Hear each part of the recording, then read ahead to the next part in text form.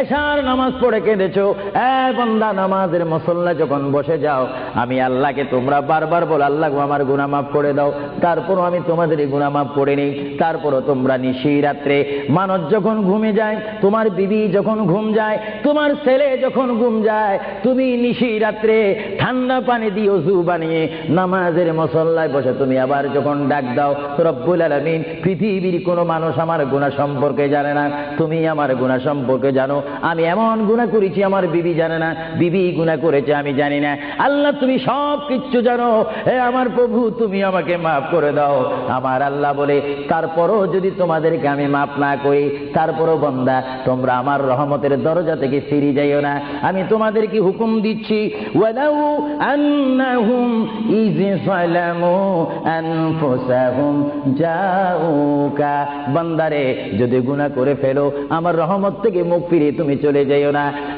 বান্দা আকাশ পরিমাণ যদি গুনাহ করো, পাতাল পরিমাণ যদি গুনাহ করো, সাগরের পানি পরিমাণ যদি গুনাহ করো, পাহাড় তুলনায় যদি তুমি গুনাহ করো, আমার দরবার থেকে তুমি নিরাশ হইও না। বান্দা আমি তোমাকে একটি রাস্তা পাঠাই দিচ্ছি, একটি পথ তোমাকে আমি দেখাই দিচ্ছি। সেই পথটি কোন পথ তোমরা জানো? ওয়ালাউ আন্নাহুম ইয যালামু আনফুসাহুম জাউকা, বান্দারে যখন তোমরা বরবাদ হয়ে যাবে তখন তোমাদেরকে একটা পথ আমি তোমাদেরকে দেখাই দিলাম, সেই পথটির নাম হচ্ছে আমার রাসূলের মদিনা। জোরে বলেন সুবহানাল্লাহ। বান্দা আমার নবীর দরবারে গিয়ে কেঁদে কেঁদে তোমরা বলো ইয়া রাসূলুল্লাহ, ইয়া হাবিবাল্লাহ, আয়া আকা ইয়া রাসূলুল্লাহ। আল্লাহ কোরআনে বলেছে ওয়ালাউ আন্নাহুম ইয যালামু আনফুসাহুম জাউকা ফাস্তাগফিরুল্লাহ ওয়াস্তাগফার লাহুমুর রাসূল। আল্লাহ বলেছে হে বান্দা তোমরা ডানে না গিয়ে, বামে না গিয়ে, পিছে না গিয়ে তোমরা সরাসরি আমার নবীর কদমে চলে যাও। আমার নবীর কদমে গিয়ে আমি আল্লাহর দরবারে তোমরা তওবা করো।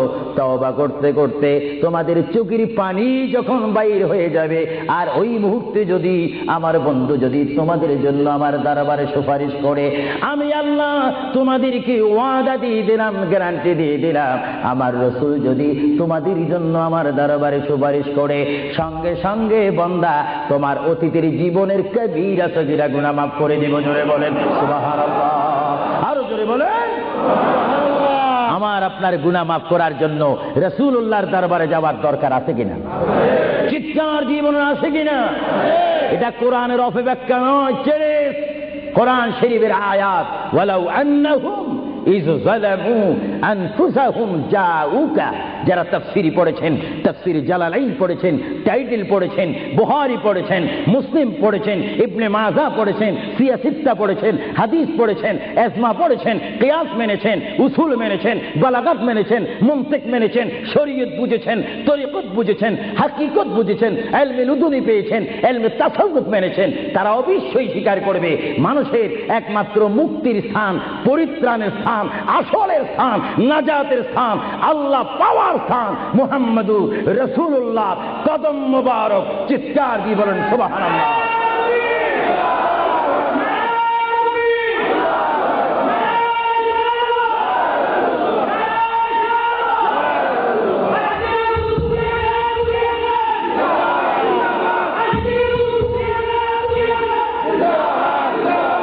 আপনারা সেই রাসূল চান কি চান না?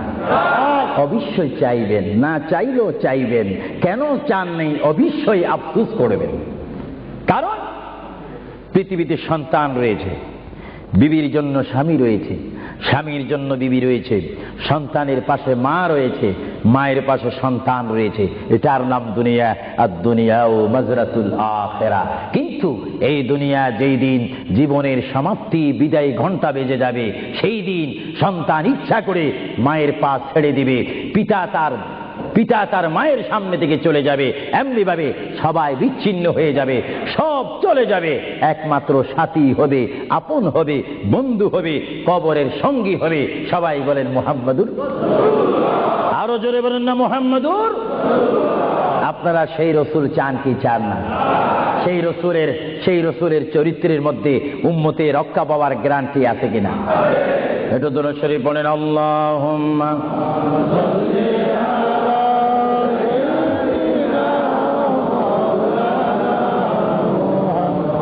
وعلى عن